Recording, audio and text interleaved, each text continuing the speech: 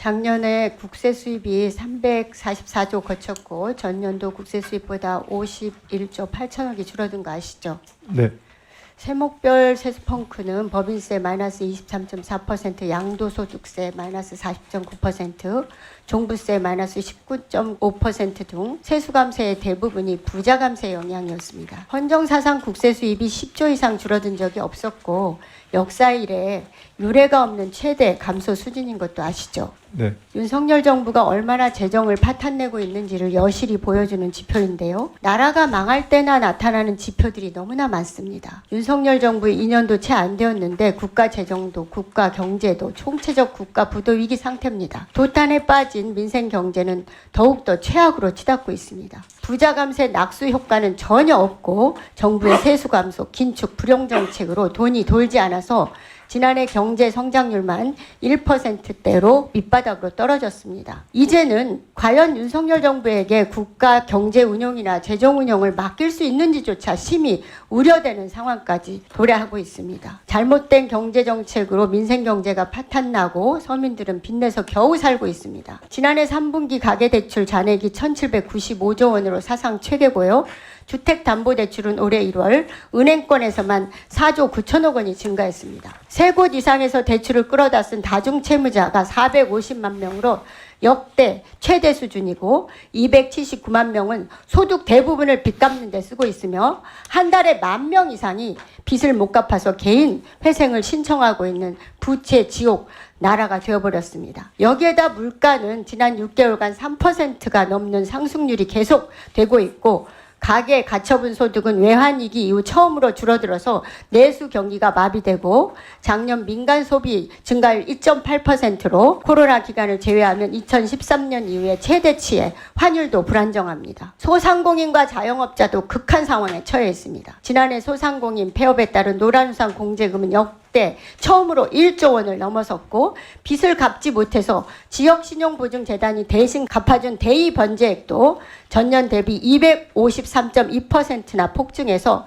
1조 5,521억 원이나 됩니다. 법인 파산도 전년 대비 60.1%가 늘어났습니다. 여기에 부동산 PF 등 부동산 대출은 작년 말에 385조 원이 넘어섰습니다. 한 달 이상 연체하고 있는 돈이 7조 원에 이르는 등 위험이 점점 가중되고 있습니다.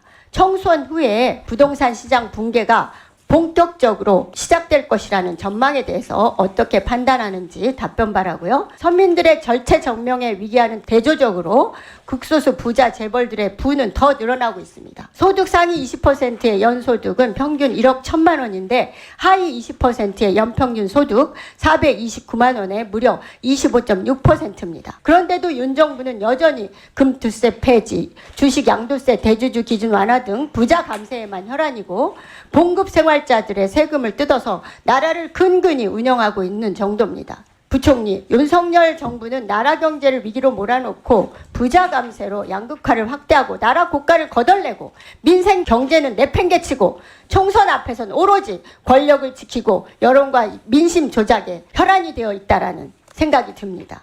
윤석열 대통령은 국민의힘 열세 지역이나 승부처로 꼽히는 12곳에서 민생 토론회를 빙자해서 나흘에 한 번꼴로 직접 나서서 선심성 정책을 남발하는 행사를 하고 있습니다. 잘 아실 겁니다. 경기도에서도 수원에서도 의정부에서도 부산에서도 대전에서도 또 카이스트 이공계 학생들에게 돈을 지급하겠다라고 약속하고 민생 토론회는커녕 공약 발표회처럼 보입니다. 공직선거법 제85조 1항을 위반한 중대 범죄일 수 있습니다. 기재부하고 의논했나요? 이 정책들을 기획하고 추진하는 공무원들도 윤석열 대통령과 함께 선거법 위반 소지가 농후합니다. 특히 최상목 부총리는 기재부 후배 공무원들을 선거 중립과 공정 의무를 위반시키고 윤석열 대통령 선거법 위반 사건의 공범처럼 보입니다. 마무리 부탁드립니다.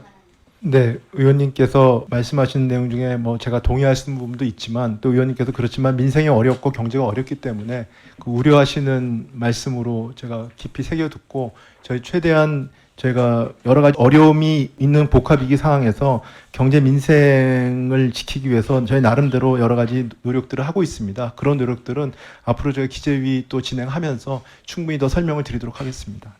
네. 수고하셨습니다.